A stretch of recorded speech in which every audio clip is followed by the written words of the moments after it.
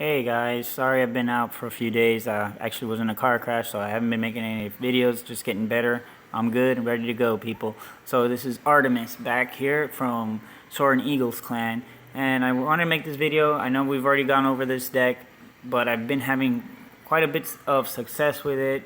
Do have some failures. We got a good draw, and this was almost, I think that we just both played it too perfectly, and that's actually one of the ones that I want to show you. So let's go into this one, and it's actually a draw. So he's sporting 2 legendary cards. I'm only still using one. I just haven't found another legendary card that would fit this deck. So, you know, right now in the current meta, this Lava Hound deck seems to be quite normal. So if you also notice, he does have a level 2 princess, which is a little bit painful at some points. And so he's planning to go on to my right tower. I'm going to have to... I went with the left, so I'm going to stick with the left. And I decided to take a few hits on this tower over here to my right-hand side. Didn't expect him to drop a giant on the left-hand side because I thought he was going to keep his pushes towards the right. So that's why I dropped the tombstone on the right. But he's got a level 7 giant, which does pretty good damage to my tower there. And I only get a very few hits off only about 200 points. So I just did like chip damage on his left tower, which is a tower I really want to try to keep going after. He does now know I have a Lava Hound. I'm pretty sure he's just going to use the princess to try to take out either my Inferno tower or my tombstone. I did expect that it wouldn't be more of a problem, and I did drop the Lava Hound to try to distract the princess. I did not expect him to have an Inferno tower. Now this makes things a whole different ball game. So he's got a wizard and an Inferno tower, and unfortunately the wizard's a very good card to have against the Lava Dex hounds. So, and it's a level 7 wizard by all. It's a pretty good heavy hitting wizard there. So I can't remember off the top of my head what they actually do, but yeah, they're pretty good damage there. But the Ice Wizard is one of the best defensive cards in my book. I say that a lot, and unfortunately, I have not been graced with actually getting the Ice Wizard in the legendary card. So we'll see if I can get one in the future and see if I can make a deck or a hybrid deck of this deck and add him into that into the fray. We'll see. So see, this is why the wizard is good. It's got splash damage, so it does a lot of damage, and any other small troop just, you know, gives them that opportunity. But he's really in double overtime. His deck is awesome. Check that out. He already dropped off another giant, and I didn't have a chance to go after his tower.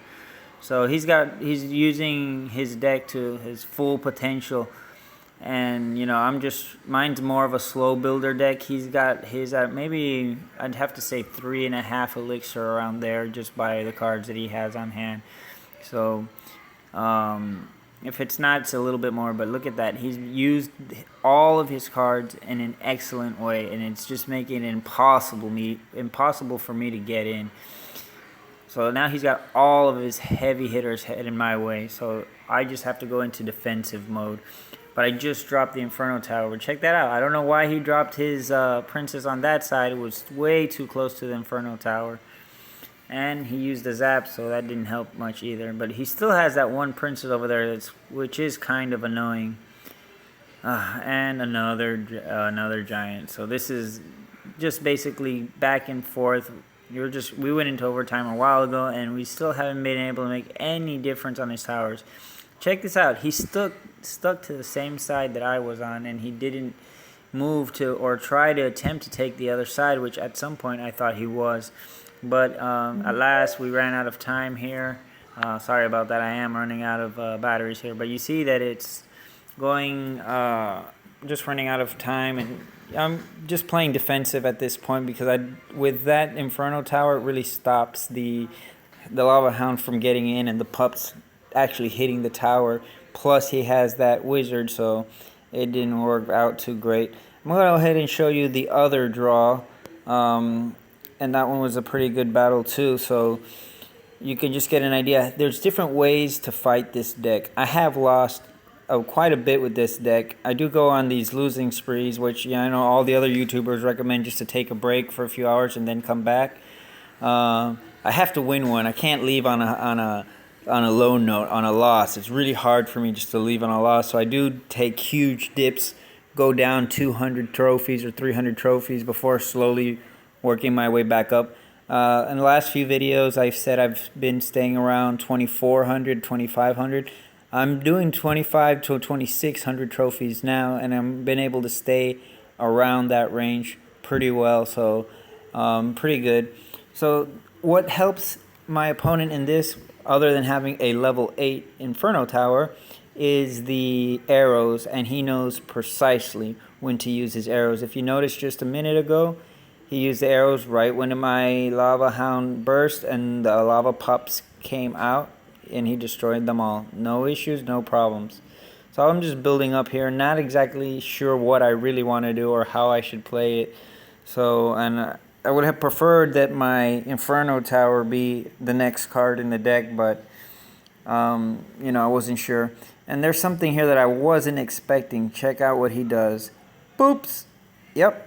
That's right, Sparky. Oh my god, I just freaked out, threw the fireball out of a freak out phase. Not exactly sure what I should do, and spent so much elixir to try to defend against that. He was still able to do a good bit of damage onto my tower because of that giant and Sparky and everything. But see that? See that? Arrows did an awesome job, so there's not much that I could do. So, you know, we've reset. We're going to just go ahead and do our things. I don't really want to hold elixir and have it just piling up and not using it. I think that's a mistake. I think if you're full, you should do the full elixir thing. So, here we go again into the fray. I think I have a good start. And now I am expecting the Sparky, but I do expect the Giant to go down a lot faster. We'll see what happens, as he does have a level 8 wizard, which is truly a difficult card to combat against. In this case, it kind of worked out for me. I did expect to have a little bit more damage on that fireball, but still, that level 8 Inferno Tower is doing work on all my on those arrows and all of my troops there. So I really can't get in, and he's not really done other than that one giant that came in, and now that I'm expecting it, tried something different, dropped my lava hound in the front, hoping that he wouldn't be able to get to it and it would be able to pop open in the last minute and do some damage. I do have to use the tombstone and the inferno to be able to distract the Sparky and try to be able to attack it, but by the time I do all this, he's already been able to pull out his Inferno Tower.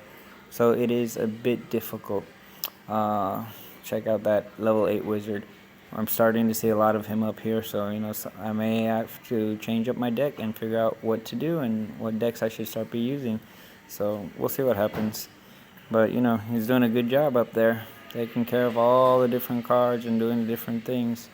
So good thing is, those arrows came in late and I was able to destroy his Sparky, so he still wasn't able to get to my tower. But time's running out. There's just no way I'm going to be able to make it after this shot here. So I didn't think either one of us was going to be able to make it. Just the last fireball just for the heck of it, but wasn't able to take out that level 8 wizard. So it was a good game, but it also was a draw.